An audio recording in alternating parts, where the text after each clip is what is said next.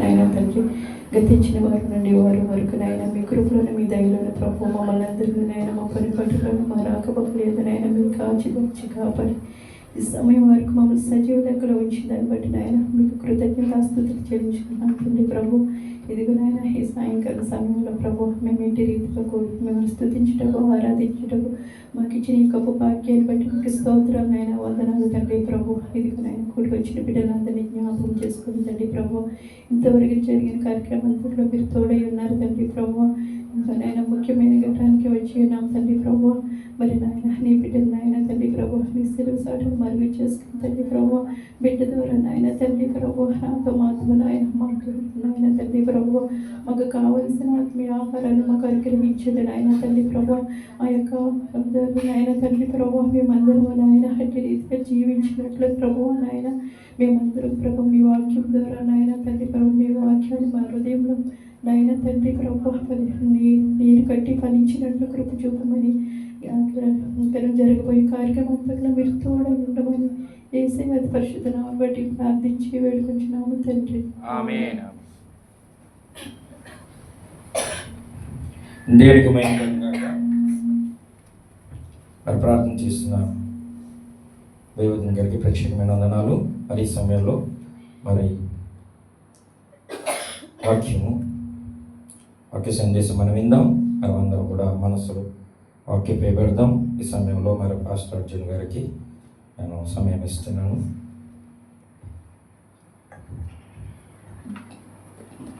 దేవుని పరిశుద్ధ నామానికి మహిమ కలుగును గాక. చేరువచ్చిన ప్రియులైన దేవుని పిల్లలందరికీ మన ప్రభువును రక్షకుడైన యేసుక్రీస్తు నామములో వందనాలు తెలియజేస్తున్నాను.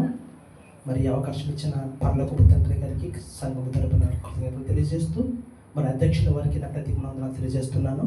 మంచిది ప్రియమైన దేవుని వాళ్ళారా, మనం లెంట్ డేస్లో మనం ఉన్నాం. మరి పోయిన వారం కూడా మనం చెప్పుకోవడం జరిగింది. లెంట్ డేస్ గురించి చాలా విషయాలు మనం చెప్పుకున్నాం. కాబట్టి కొన్ని విషయాలు మనం ఈరోజు బైబిల్ నుంచి మనం పరిశీలిద్దాం ప్రియమైన దేవుని వాళ్ళారా. ఎందుకంటేనండి ఒక మాట బైబిల్లో కనుక చూస్తూ కొరింథీయులకు రాసిన మొదటి పత్రిక పౌలు గారు కొరింథీ సంఘానికి రాస్తూ మొదటి పత్రిక 1వ అధ్యాయము 18వ అధ్యాయం వచనం కనుక మనం చూస్తే సిలువను గూర్చిన వార్త నశించుచున్న వారికి వెర్రితనము కానీ అంటే నశించే వారికి ఎలా ఉంటుందంటే వెర్రితనంగా ఉంటుందంట. అయితే రక్షింపబడుచున్న మనకు ఏంటది? దేవుని శక్తి. ప్రియమైన వాగ్దాన చాలా మంది అండి హేళన చేస్తూ ఉంటున్నారండి సమాజంలో. చాలామంది నాస్తికులు, హేతువాదులు ఏమండి యేసుక్రీస్తుని గురించి ఎన్నో మాట్లాడుతూ నిజంగా అసలు యేసుక్రీస్తే చరిత్రలో లేడని చెప్పడం మనం చూస్తున్నాం ఈరోజు సోషల్ మీడియాలో. కాబట్టి అందుకే ఏంటంట సిలువను కూర్చున్న వార్త నశించుచున్న వారికి ఎలా ఉంటుందంట, అది వెర్రితనంగా కనబడుతుందంట. అయితే రక్షింపబడుచున్న వారికి ఏదంట ఏంటి? దేవుని శక్తి.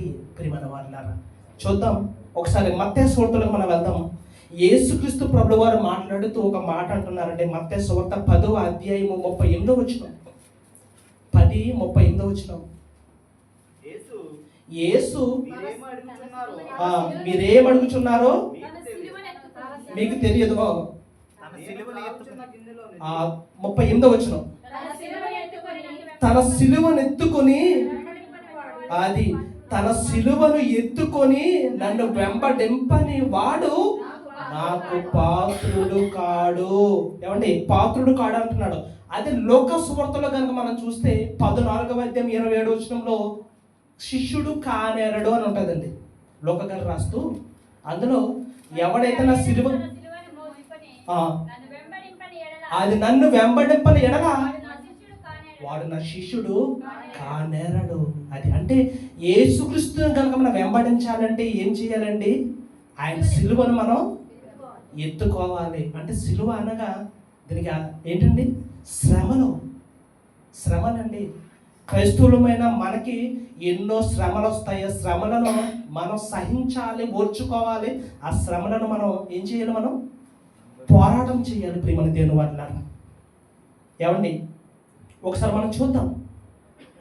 మార్కు సువార్తలకు మనం వెళ్దాం ఒకసారి. యేసుక్రీస్తు వారి గురించి వీళ్ళు అబద్ధపు యొక్క సాక్ష్యాలు పుట్టించడానికి ప్రయత్నం చేస్తున్నారండి. అంటే లేనిపోని నిందలు వేస్తున్నారు ఆయన ఎదుట. చూడండి ఒకసారి చూద్దాం. ఆయనను పట్టుకున్నప్పుడు ఆయన పట్టికిని ఏమండి ఒక మహాసభలో నిలబడతారు. చూడండి ఏం జరిగిందో. మార్కు సువార్త 14వ అధ్యాయము, మార్కు సువార్త 14వ అధ్యాయము 55, 56 వచ్చిన చాలా జాగ్రత్తగా పరిశీలిద్దాం. ఇక్కడ ఏం జరుగుతుందంటే యేసుక్రీస్తు వారిని పట్టుకుని ప్రధాన యాజకుని యొద్దకు తీసుకుని వెళ్ళిపోతారండి. అక్కడ పెద్దలు ఉంటారు, శాస్త్రులు అందరూ ఉంటారండి. చూడండి ఏం జరుగుతుందో. ప్రధాన యాజకులను మహాసభ వారందరూ యేసును చంపింపవలనని ఆయన మీద సాక్ష్యము వెదకిరి గాని, చూసారా, యేసుక్రీస్తును చంపేయడానికి వాళ్ళు ఏం వెతుకుతున్నారంట? సాక్ష్యము. ఏదైనా సాక్ష్యం దొరుకుతుందేమో అని చెప్పేసి వాళ్ళందరూ వెతుకుతున్నారు. కానీ ఏం జరిగింది అక్కడ? వారికి ఏమీ దొరకలేదు. చూసారా, ఏం దొరకలేదండి. ఇంకా చూడండి, అనేకులు ఆయన మీద అబద్ధ సాక్ష్యము పలికినను వారి సాక్ష్యములు ఒకదానికి ఒకటి సరిపడలేదు. చూసారా ప్రియమైన వాళ్ళారా, యేసుక్రీస్తును చంపించడానికి ఏం చేస్తున్నారండి యూదులు, ప్రధాన యాజకులు, వాళ్ళందరూ కూడా సాక్ష్యం కోసమే చూస్తున్నారండి. ఏదో రకంగా ఇది చంపించేయాలి. ఎందుకండి? ఎందుకు ప్రియమైన వాళ్ళారా? వీళ్ళు ఎందుకు ఇలా చేస్తున్నారండి? ఎందుకు ఇలా చేస్తున్నారంటే ఇదే 15వ అధ్యాయము 9వ వచనంలో చూడండి. ప్రధాన యాజకులు అసూయ చేత యేసును అప్పగించిరని పిలాతు తెలుసుకుని, అది ఏమైందంట? పిలాతుకు అర్థమైపోయింది. ఏమర్థమైంది పిలాతుకి? వీళ్ళు యేసుక్రీస్తును అప్పచెప్పింది కేవలం అసూయ చేత. అసూయ అండి, మనుషుల్లో అసూయ ఉంటుందండి ప్రియమైన వాళ్ళారా. ఏమనైతే ఆ అసూయ మనిషిని చంపించాలని మాత్రం కాకూడదండి. ఎప్పుడు కూడా ఒక మనిషిని బ్రతికించాలని తప్పించి చచ్చిపోవాలని ఎప్పుడు కూడా మనం కోరుకోకూడదండి.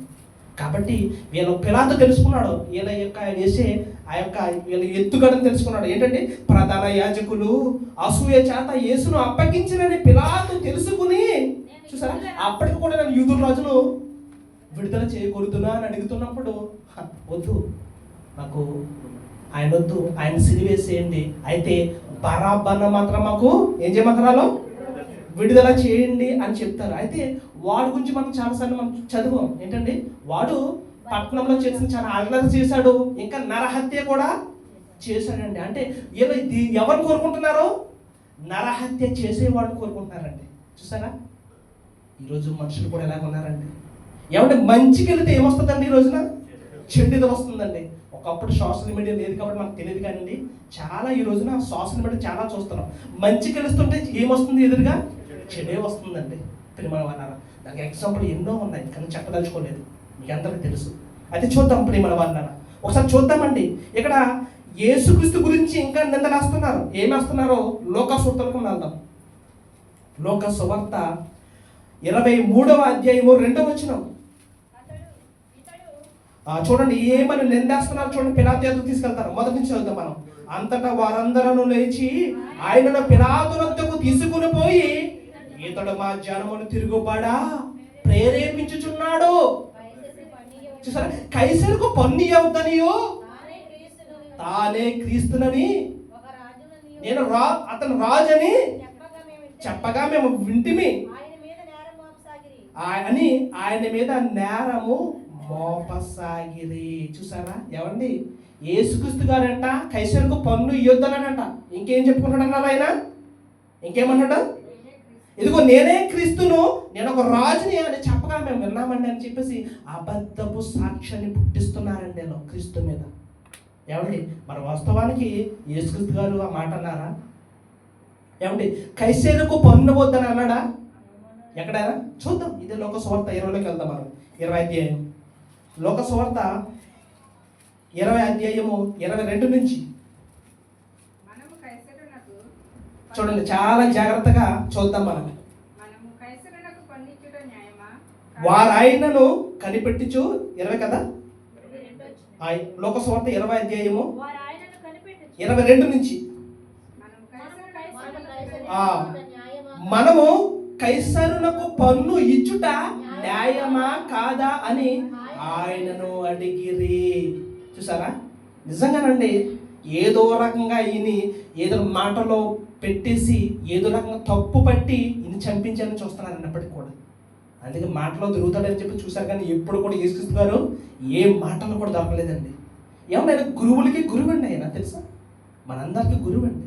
ఈ ప్రపంచంలో 850 కోట్ల మంది జనాభా ఉంటే ఇందులో క్రైస్తవులు ఎంతమంది అండి?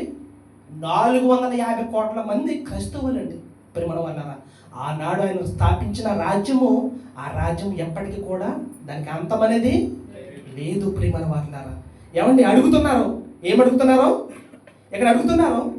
అయ్యా, మనం కైసరునకు పన్ను ఇచ్చుట న్యాయమా కాదా, మీరే చెప్పండి అని అడుగుతున్నప్పుడు యేసుక్రీస్తు గారు ఏం చెప్తున్నారు? జాగ్రత్తగా వినండి. ఆయన వారి కుయుక్తిని గుర్తెరిగి ఒక దెనారము నాకు చూపుడి. దెనారం అనగా ఇక్కడ ఒకటిలో ఏముందండి? అది దెనారము ఇంచుమించు ₹1 కావచ్చు. అప్పట్లో ₹1 అండి. Okay, right. దీని మీద రూపమును పై వ్రాతయు ఎవనివని అడుగగా వారు కైసరు అనిరి. చూసారా, జాగ్రత్తగా ఉన్నప్పుడు అప్పుడు యేసుక్రీస్తు గారు మాట్లాడుతూ, అలాగైతే కైసరువి కైసరునకును, దేవునివి దేవునికి చెల్లించుడని వారితో చెప్పెను. చూసారా, ఒక ధ్యానం తెమ్మన్నాడు, దాని మీద రాత ఉంది కదా, ఆ రాత ఎవరిది? కైసరియా. అది కైసరికి మీరు ఇచ్చేయండి, కానీ దేవునివి దేవునికి ఇవ్వండి అన్నాడు. ప్రేమ అన్నారా, కైసరుకు పన్ను ఇవ్వద్దని ఎక్కడ కూడా యేసుక్రీస్తు వారు చెప్పలేదండి. కానీ క్రీస్తు మీద నేరం మోపడానికి అబద్ధపు సాక్షులు ఎదుగుతున్నారంట. లేనిపోని నేరము ఆ నింద వేసేసారండి ఆయన మీద. ప్రేమల దేవుని వారులారా, ఏమండి నిజంగా యేసుక్రీస్తు వారు లోకానికి వచ్చి చెప్పింది ఏంటో తెలుసా అండి? ఏం నేర్పించాడో తెలుసా యేసుక్రీస్తు వారు? ఏమండి, నిన్ను వాళ్ళ నీ పొరుగు వారిని ప్రేమించమన్నాడు ఆయన. క్రీస్తు ప్రేమించమన్నాడు. ఇంకా ఏం చెప్పాడండి? చూడండి ఒకసారి పేతురు వచ్చి, పేతురు గారు యేసుక్రీస్తు అడుగుతున్నాడండి. ఏం అడుగుతున్నాడో చూద్దాం ఒకసారి. పేతురు గారు మత్తయి సువార్త 18వ అధ్యాయము, మత్తయి సువార్త 18వ అధ్యాయము 21, 22 వచనాలు చాలా జాగ్రత్తగా పరిశీలిద్దాం. అమ్మా, ఆ సమయమున పేతురు ఆయన యొద్దకు వచ్చి, ప్రభువా, నా సహోదరుడు నా ఎడల తప్పిదము చేసిన ఎడల నేను ఎన్ని మార్లు అతను క్షమించాలయ్యా? ఎన్ని మార్లు క్షమించాలి అని అడుగుతున్నప్పుడు యేసుక్రీస్తు గారిని ఇంకా చూడండి ఏమడుగుతున్నాడు? 7 మారుల మట్టుగా అని అడిగాను. అందుకు యేసు అతనితో ఎట్లా నేను, ఆయన పేతురు, నువ్వు అనుకుంటున్నావు కదా నీ ఎడల నీ సహోదరుడు తప్పు చేస్తున్నప్పుడు నువ్వు 7 మార్లు క్షమించాలి నువ్వు అనుకుంటున్నావు, కానీ నేనేం చెప్పి చూడండి ఏం అంటున్నాడో చూడండి. అలా కాదు, 7 మారుల మట్టుకే కాదు, 70 ఏళ్ళ మారుల మట్టుకని నీతో చెప్పుచున్నాను. చూసారా, ఎన్నేళ్ళు క్షమించాలంట మనిషిని మనం?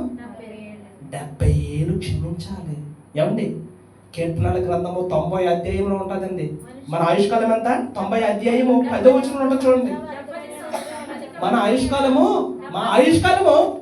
70 సంవత్సరములు, అధిక బలమున్న ఎడల 80 సంవత్సరములగును. అయినను నువ్వు ఎంతకాలం బ్రతికినా నీ ఆయాసము నీ ప్రయాసము వ్యర్థము. చూసారా, ఎంతకాలం బ్రతికినా అంటే మనం పడే ప్రయాసం అంతా కూడా వ్యర్థమండి. యేసుక్రీస్తు వారు చెప్పేశారు. అందుకే మన ఆయుష్కాలం అంతా 70 సంవత్సరాలు బతుకుతాము. ఇప్పుడు బతుకుతామంటే చెప్పలేమండి. ఎందుకంటే ఎంతలో కనబడి అంతలో మాయమైపోయే ఆవిరి వంటి జీవితాలండి ప్రియమైన వారులారా.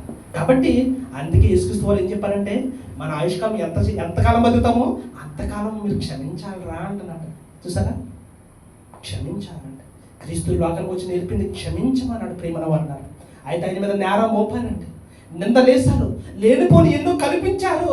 ఎందుకు చేత అంటే కేవలం అసూయ చేత. అసలు యేసుక్రీస్తు సిలువేయడానికి కారణం ఏంటో తెలుసా అండి? ఏంటో తెలుసా?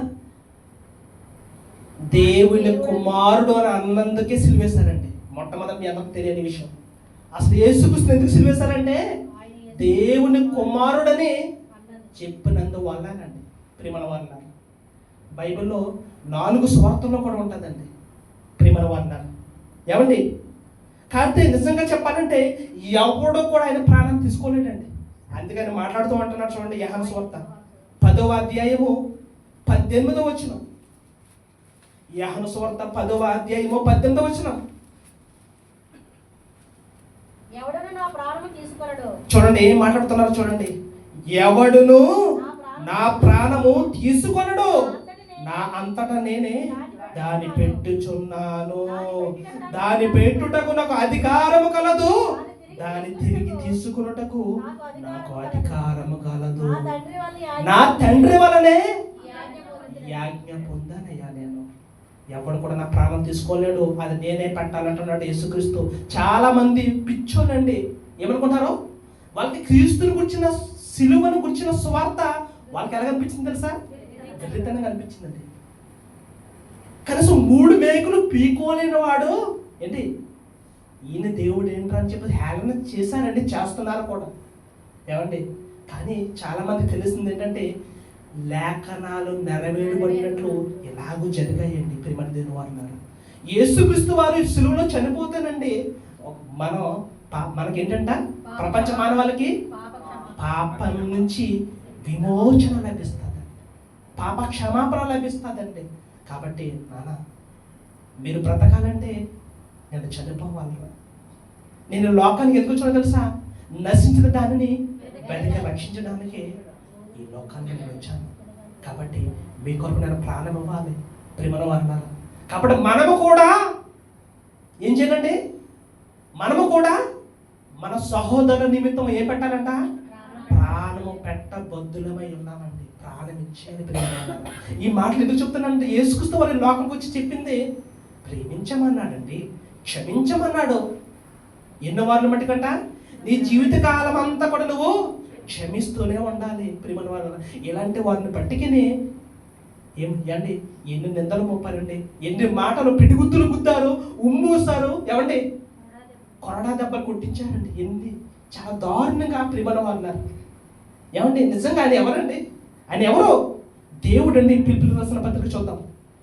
పిలిపిలకు రాసిన పత్రిక, ఆయన సాక్షాత్తు దేవుడు, దేవుని కుమారుడు అండి. పిలిపిలకు రాసిన పత్రిక ఒకసారి చూద్దాం మనం. 2వ అధ్యాయము 5 నుంచి. క్రీస్తు యేసునకు కలిగిన ఈ మనసు మీరును కలిగి ఉన్నది. ఆయన దేవుని స్వరూపము కలిగిన వాడై ఉండి దేవునితో సమానముగా ఉండుట విడిచిపెట్టకూడని భాగ్యమని ఎంచుకొనలేదు గాని మనుషుల పోలికగా పుట్టి దాసుని స్వరూపమును ధరించుకొని తనను తాను రిక్తునిగా చేసుకుని తగ్గించుకున్నాడండి. దేవుడు తగ్గించుకుని లోకానికి వచ్చాడండి ప్రియమైన వారు. అలాంటి మనసు ఎవరికి ఉందండి ఈ లోకంలో? క్రీస్తు యేసుకు కలిగిన మనసు ఎవరికి ఉందండి ఈ లోకంలో? ఆయన దేవుడు, దేవుని స్వరూపి, దేవుని కుమారుడు, కుమారుడైన దేవుడండి క్రీస్తు. అందుకే ఆయనకు కలిగిన మనసు మీకుందా? ఏంటంటే మరణము మరియు ఆయన ఆకారమందు మనుషుడిగా కనబడి మరణము పొందునంతగా, అనగా సిలువ మరణము పొందునంతగా విధేయత చూపిన వాడై, విధేయత చూపించాడండి. చేత కానివాడు కాడు క్రైస్తవుడు క్రీస్తు. చూసారండి ఎన్ని మాటలు పెడుతున్నా, ఎన్ని నిందలు పెడుతున్నప్పటికీ కూడా ఏమండి ఎప్పుడు కూడా క్రైస్తవుడు తిరగబడలేదంటే అది మాకు క్రీస్తు నేర్పిన క్షమాగుణం అండి, ప్రేమించే గుణం. అందుకని రోజు క్రైస్తవులు ఎన్ని సువార్తలు ఎక్కడ ప్రకటిస్తున్నా, హైందవవాదులు ఎంతో మంది దాడులు చేస్తున్నప్పటికీ కూడా ఎవరిని కూడా మనం ఏమంటలేదండి. కారణం క్రీస్తు ప్రేమించమన్నా, మనం ప్రేమించమన్నాడండి. అవసరమైతే ప్రాణం ఇచ్చేరా అన్నాడు. నువ్వు చూసారా ఇటువంటి మనసు ఎవరికి ఉందండి ప్రియమైన దేవుని వారులారా? తన్ను తాను తగ్గించుకున్నాడండి. అందుచేతను పరలోకమందున వారిలో గాని, భూమి మీద ఉన్న వారిలో గాని, భూమి క్రింద ఉన్న వారిలో గాని ప్రతి వాని మోకాలను యేసు నామమున వంగునట్లును. చూసారా? ప్రతి వాని నాలుకయు తండ్రి అయిన దేవుని మహిమార్థమై యేసుక్రీస్తు ప్రభు అని ఒప్పుకున్నట్లును దేవుడు ఆయనను అధికంగా హెచ్చించి ప్రతి నామమునకు పై నామమును ఆయనకు అనుగ్రహించెను. అన్ని నామముల కన్నా పై నామము యేసుని నామము. చూసారా, ప్రపంచాలను కలిగించాడండి. ప్రపంచాలను ఏ చేతులైతే కలిగించాయో ఆ చేతులకు ఏమేశారండి? ఏమేశారు? మేకులేశారు. ప్రియమైన వాళ్ళు, ఆయనకి చేత కాక కాదండి, ఆయన బలి అవ్వాలి. నా ఎంతటా నేనే ప్రాణం పెడుతున్నాను రా అన్నాడండి క్రీస్తు. అదండి, తన్ను తాను తగ్గించుకున్నాడు. మనల్ని అందరిని ఏం చేశాడండి? ఆయన హెచ్చించాడండి క్రీస్తులో. ఈరోజు క్రీస్తులో ఉన్న మనందరం కూడా ఎవరో తెలుసా? పేదవాళ్ళం మాత్రం కాదండి. మనం ఎవరో? మనం ఐశ్వర్యవంతులమండి క్రీస్తులో. ప్రియమైన వాళ్ళారా, తీతుకు రాసిన పత్రిక 2వ అధ్యాయము 13 వచనం. 2:13 చూడండి. ఆయన ఎవరు? అనగా మహాదేవుడును మన రక్షకుడైన యేసుక్రీస్తు. యేసుక్రీస్తు ఎవరంట? దేవుడా? మహాదేవుడా? మహాదేవుడు అంటే మన క్రీస్తు. అలాంటి క్రీస్తులో కన్నాడంట మనలను తండ్రి. ప్రియమైన వాళ్ళను ఆయన రక్తాన్నిచ్చి కొన్నాడండి మనలను. ఈరోజు సంఘంగా మనం ఏర్పడ్డామంటే అది తండ్రి సంకల్పం అండి. ప్రియమైన వాళ్ళను ఎన్నో మాటలండి నిజంగా శ్రీధర్ గారు నిజంగానండి చాలా అంటే చాలా విషయంలో సంఘంలో చాలా జాగ్రత్తలు తీసుకుంటారండి ఆయన. నిజంగా ఏ రోజు కూడా ఏ బాధ్యత నాకు అవసరలేదండి. ఆయనే చూసుకుంటారు అన్నీ కూడా, ప్రతి విషయంలో కూడా. ప్రియమైన వాళ్ళ తగ్గించుకుంటున్నారండి ఆయన నిజంగా. కాబట్టి నిజం క్రీస్తు యేసుకు కలిగిన మనసు మనందరికీ ఉండాలండి. ప్రియమైన దేవుని వాళ్ళారా, ఆయన ఏమండి సిలువ వేసేసారు కదా. నిజంగా సిలువ వేస్తున్నప్పుడు ఏమండి ఒక మాట మనం చూద్దాం ఒకసారి, చెప్పుని ముగించుకుందాం మనం ఒకసారి. మార్కు సువార్తలకు వెళ్దాం. మార్కు సువార్త ఏం జరిగిందో చూడండి. అక్కడ ఆయన ప్రాణం విడిచిస్తున్నప్పుడు 15వ అధ్యాయము 39.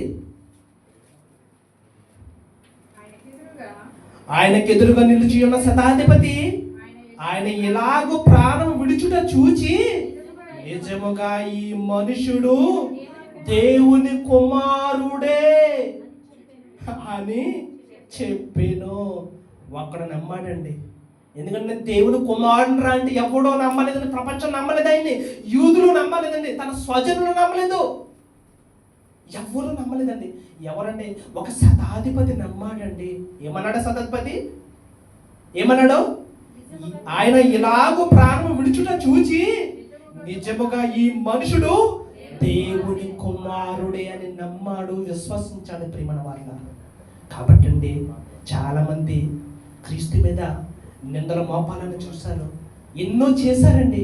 ఎన్ని చేసినప్పటికీ కూడా ప్రియమైన వాళ్ళారా, ఆయన ఎవరు? దేవుని కుమారుడు. ఎవరు? మనుషులు ఎవరు కూడా యూదులు చంపేశారేమో, సిలువ వేసేసారు అనుకుంటారండి. కానీ వాస్తవానికి ఆయనే ఇచ్చాడండి ప్రాణం. ప్రియమైన వాళ్ళారా, కాబట్టి ఎవరైతే నన్ను వెంబడించాలనుకుంటున్నారో ఏమండి తన సిలువను ఎత్తుకొని, మత్తయి సువార్త 10:38 చివరిగా 10:38, ఎవరైనా ఆయనను వెంబడించాలంటే ఏం చేయాలంట? 10:38,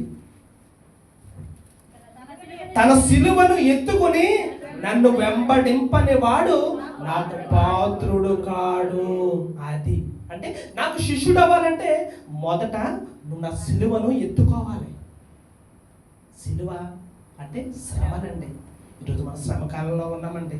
కాబట్టి ప్రియమైన వారులారా, క్రీస్తు మన కొరకు ప్రాణం ఇచ్చాడు, మన కొరకు ఆయన సిలువలో బలి అయిపోయాడు, ఎన్నో నిందలు పడ్డాడు, దెబ్బలు తిన్నాడండి. ఆయన ఉమ్ము కూడా వేయించుకున్నాడండి, పిడుగుద్దులు గుద్దారు.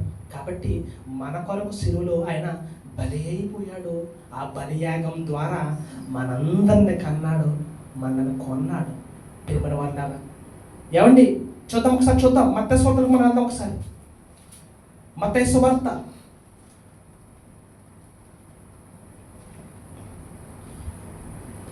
సువార్త ఇక్కడ ఒక మాట అడుగుతూ చూడండి ఏం జరిగిందో చూడండి ఒకసారి.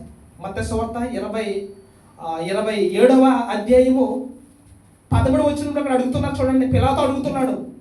కాబట్టి పిలాతు అంటాడు, నీ మీద వీరెన్ని నేరములు మోపుచున్నారో అసలు నీకు వినపడతలేదా? క్రీస్తు నీ మీద ఇన్ని నేరాలు మోపుతున్నారు కదా, నీకు అసలు నీకు వినపడతలేదా అన్నప్పుడు ఆయన ఒక మాటను మాట్లాడాడు.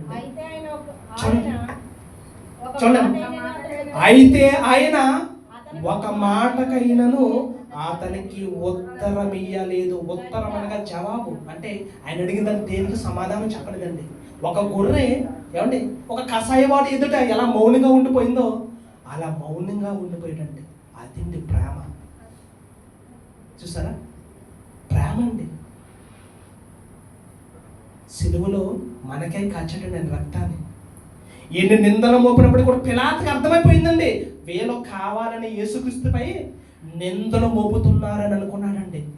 కాబట్టి అసలు వీళ్ళు ఎన్ని నేరాలు మోపుతున్నా కూడా అసలు ఎందుకయ్యా మాట్లాడతలేదు అని అడిగి అసలు అది ఏ సమాధానం ఇవ్వలేదండి. అప్పుడు పిలాతు ఆశ్చర్యపోతాడండి.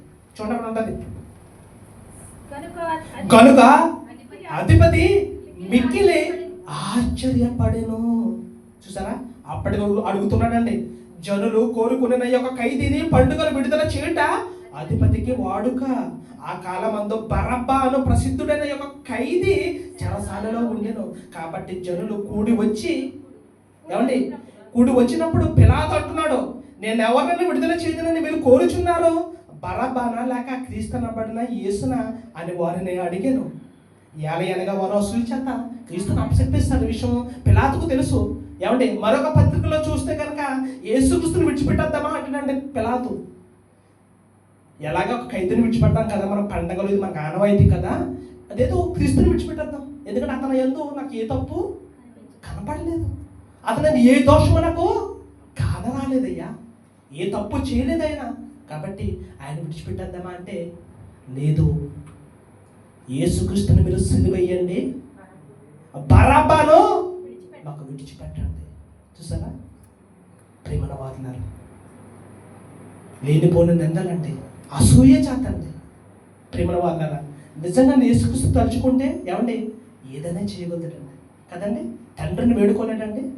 అందుకే ఆయన పట్టుకోవడానికి వచ్చినప్పుడు ఏమండి ఆ బందిపోటు దొంగలు ఎలాగొస్తారండి ఆయన మీదకి? ఎలాగొస్తారో కత్తులు పట్టుకుని వస్తారండి. కత్తులు పట్టుకుని వస్తున్నప్పుడు ఏమండి ఎందుకయ్యా నేను ఎవరు బందిపోటు దొంగన నా మీదకి కత్తులు పట్టుకుని వచ్చాను మీరు? నేను పగలంతా కూడా దేవాలయంలో నేను అధికారించడం నేను బోధించాను కదా, అప్పుడెప్పుడు నన్ను మీరు పట్టుకోలేదు ఎందుకయ్యా?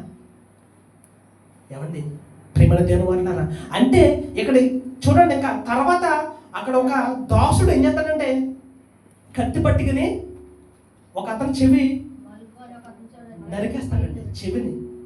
అప్పుడు యేసుక్రీస్తు వారు ఆయన గద్దిస్తారు, నీ కత్తి తిరిగి వరలో పెట్టుకో. కత్తి పట్టుకున్నవాడు కత్తి చేతనే మరణిస్తాడు. చూసారా? కత్తి పట్టుకున్న వాడికి కత్తి చేత పోతాడండి. అంటే ఎంతో మందిని చూస్తామండి మనం. ఏమండి ఎంతో మంది వీరప్పని లాంటి వాళ్ళు ఎంతో మందిని ఏమండి వాళ్ళు ఏం పట్టుకున్నారండి? ఏం పట్టుకున్నారు? వాళ్ళు గన్నలు పట్టుకున్నారు, పిస్టలు పట్టుకున్నారు. కానీ ఏమైందండి వాళ్ళకి? చివరికి ఏమండి వాటితోనే చనిపోయారండి. ఈరోజు ప్రపంచంలో క్రీస్తు నేర్పుతుంది ఏంటి తెలుసండి? నువ్వు ప్రేమను పట్టుకో, నీ ప్రేమను పట్టుకోవడానికి ప్రయాసపడు, ఆ ప్రేమే నిన్ను బ్రతికిస్తాదయ్యా. కాబట్టి ప్రియమైన వారులారా, ఈ మాటల వల్ల మీరు ఈ క్రీస్తును మనం వెంబడించాలంటే ఖచ్చితంగా ఆయన సిలువను మనం మోయాలి, ఆయన శ్రమలను మోయాలి. క్రైస్తవులమైన మనకు శ్రమలు వస్తాయండి. అలా వస్తున్నప్పుడు మీకు ప్రార్థించండి. ఖచ్చితంగా దేవుడు మీకున్న ప్రతి ఒక్క అవసరతను దేవుడు తీరుస్తాడు. కాబట్టి ప్రియమైన వారులారా, క్రీస్తు నేర్పిన పాఠం ఏంటో తెలుసా? ప్రపంచ మానవాళికి క్షమాయుగం, క్షమించమన్నాడు, ప్రేమించమన్నాడు. ఇది క్రీస్తు నేర్పిన పాఠం. అందుకేనండి క్రీస్తులో ఉన్న మన అందరం కూడా ఏమై ఉన్నామంట? దేవుడు ప్రేమయ్య ఉన్నాడు. ఆ ప్రేమను పొందుకున్న మనము కూడా ప్రేమయ్య చూపించాలి. మన ప్రేమను చూపిద్దాం. క్రీస్తును ధరించుకున్న మనము ఎప్పుడైతే బాప్తిసం తీసుకున్నామో మన క్రీస్తులా మారిపోతుంది. మనము ఏం చేయాలంట? క్రీస్తులా అవ్వాలండి కదా. బాప్తిసం తీసుకుంటే మనం క్రీస్తుని ధరించాము కదా. ధరించిన మనం ఏం చేయాలంట? ఏం చేయాలి? క్రీస్తులా మారిపోవాలి. నువ్వు ఒక క్రీస్తులా మారిపోవాలి. ప్రియమైన వారులారా, నువ్వు ఒక క్రీస్తులా మారిపోవాలి. కాబట్టి ప్రియమైన దేవుని వారులారా, క్రీస్తులా మారిపోతామా? క్రీస్తులా మారిపోతామంటే క్రీస్తులా మనం త్యాగాన్ని చేద్దాం. అలా కనుక చేస్తే ఖచ్చితంగా ఏదో ఒక రోజు మనం తిరిగి లేస్తామంటే. ఆమేన్. కాబట్టి అలా ఉందామా? క్రీస్తు వరకు మనం ప్రయాసపడదామా? అని సిలువను ఎత్తుకుందామా? ఈ లోకంలో ఎన్నో మాట్లాడుతూ ఉంటారు, కానీ ఏమండి, ఆయన దేవుడు అండి. ఎన్నో నిందలు వస్తూ ఉంటాయి, వాటిని ఏమి పట్టించుకోకండి. క్రీస్తులో మనం ప్రేమతో ముందుకెళ్ళిపోదాం. కాబట్టి మాట్లాడాలి మీ అందరినీ మన తండ్రి అయిన దేవుడు మిమ్మల్ని దీవించి ఆశించిన గాక. ఆమె చిన్న ప్రార్థన, కళ్ళు మూసుకోండి. పరిశుద్ధుడైన తండ్రి, పరలోకమందున్న దేవ, మీ బిడ్డలకు సత్యం ఏదో చెప్పాను తండ్రి. నేను మీ ప్రియ కుమారుని లోకంలోనికి పంపి తండ్రి, నాయన మా పాపముల నిమిత్తము ఆయన రక్తాన్ని చిందించి ఆ రక్తం ద్వారా మమ్మల్ని కడిగి పరిశుద్ధంగా చేశానయ్యా మీ కుమారుడు. తండ్రి, మీ బిడ్డలకు తన ఇంతవరకు సత్యం ఏదో చెప్పాను, విన్న వాక్యాన్ని తండ్రి నైనా అవలంబించుకుని తండ్రి వాక్యానుసరమైన జీవితాన్ని జీవించే కృపను మీ బిడ్డలకు ప్రసాదించమని కోరుతూ తండ్రి, సంఘమంతటిని మీ కృపలో భద్రపరచమని, కాచి కాపాడమని కోరుతూ, వచ్చిన బిడ్డలందరినీ దీవించమని కోరుతూ ఈ ప్రార్థన మీ ప్రియకుమారుడు మా రక్షకుడైన యేసుక్రీస్తు ప్రభువైన నామములో ఈ ప్రార్థన అడిగి మిక్కిలి వినయంతో వేడుకొనిచున్నాను మా పరలోకపు తండ్రి. ఆమేన్. దేవునికి మహిమ కలుగును గాక. హల్లెలూయా.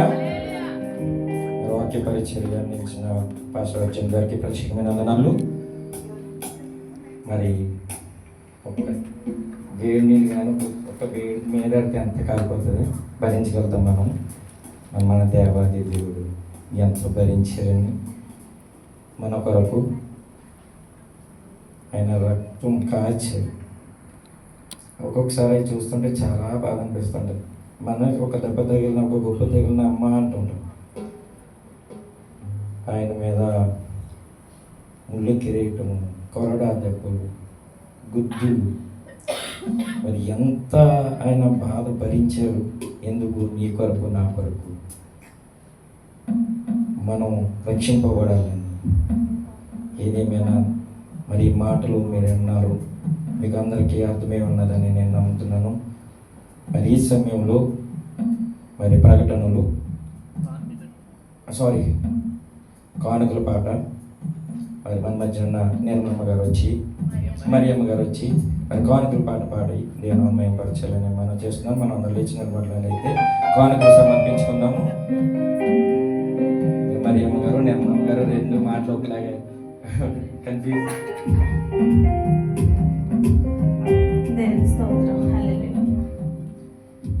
ఆశగా ఉన్నది యేసయ్యా,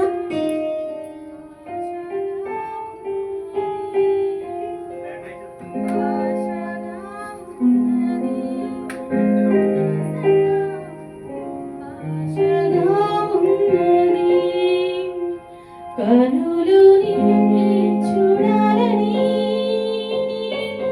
మనసు నిన్ను చిరాలని, కనులు నిన్ను చూడాలని, మనసు నిన్ను చిరాలని, నా తోడుగా నీవు ఉండాలని ఆశగా ఉన్నది.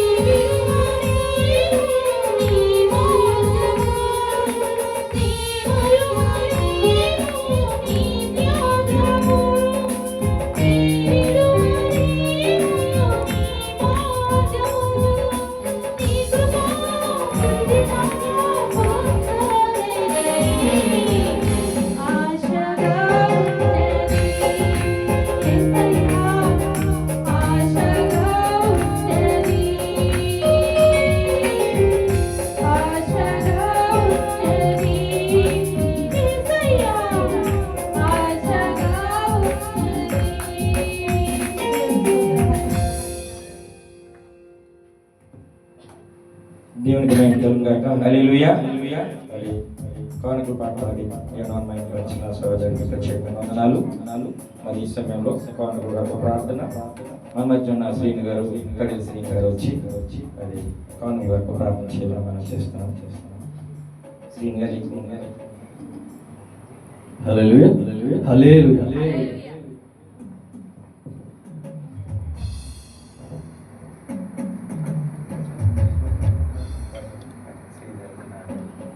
మహాపరిశుద్ధులను మహోన్నతులను మా ప్రియ పరలోక తండ్రి, మీ ఘనమైన నామమునకు ఉన్నతమైన నామమునకు స్తుతి స్తోత్రములు చెల్లించుచున్నాము రాజా.